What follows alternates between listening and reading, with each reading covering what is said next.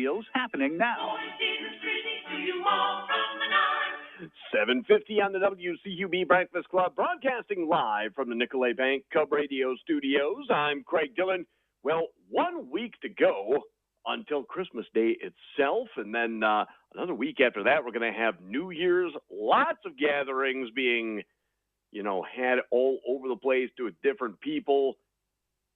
Lots of hosting going on, of parties, get-togethers. Let's find out all the latest and greatest now. What to do with Chef Jamie Gwen making her return to the program this morning. Chef Jamie, how are you?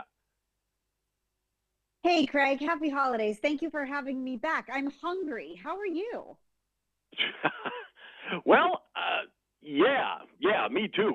That's kind of a reoccurring theme at this time on morning shows. But let's say, for instance, Jamie, we're hosting a holiday party.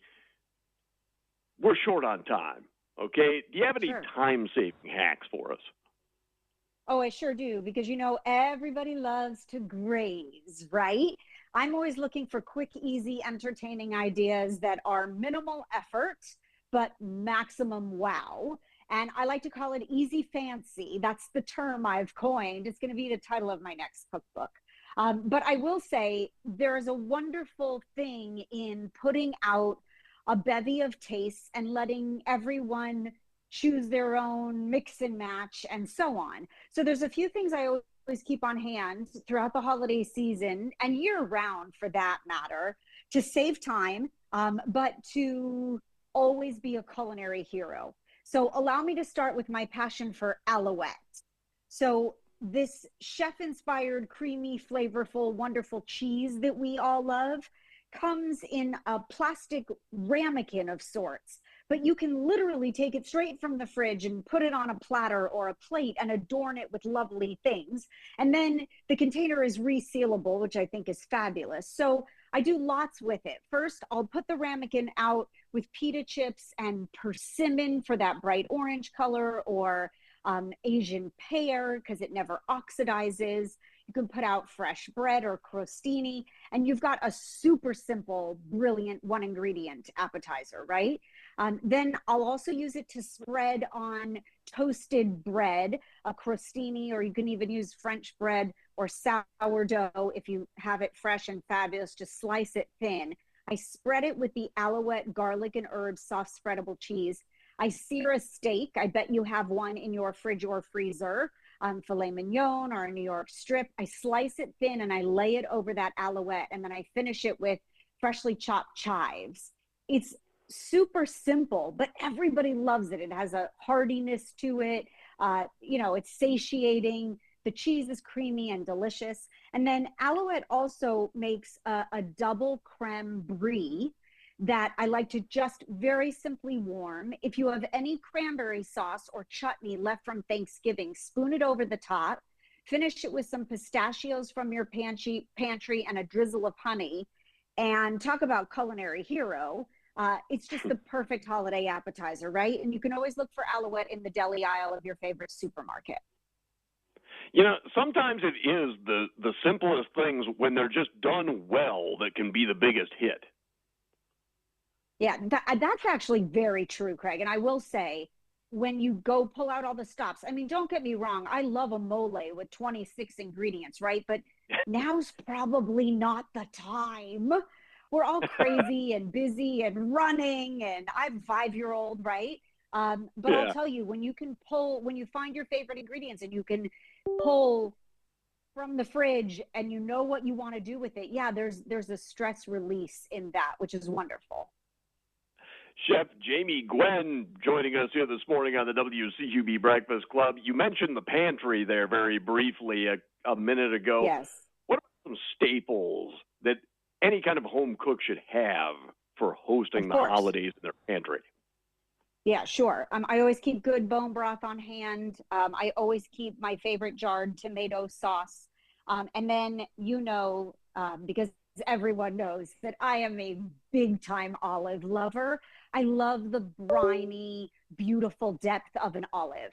And I am a loyal, longtime fan of Pearls olives for a lot of reasons. One, they're a U.S. company. They support U.S.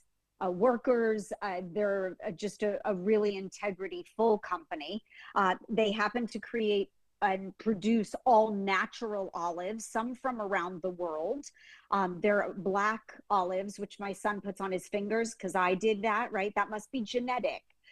Is I think the best black olive in the industry. But what I'm doing this year is highlighting all their specialties. So if you haven't had a Pearls Castelvetrano olive or a Kalamata or the garlic jalapeno, I call it double stuffed because just jalapeno stuffed olives, Craig, weren't enough, and just garlic stuff. So they put it together. It's a garlic jalapeno stuffed olive. It's like the best thing you've ever had.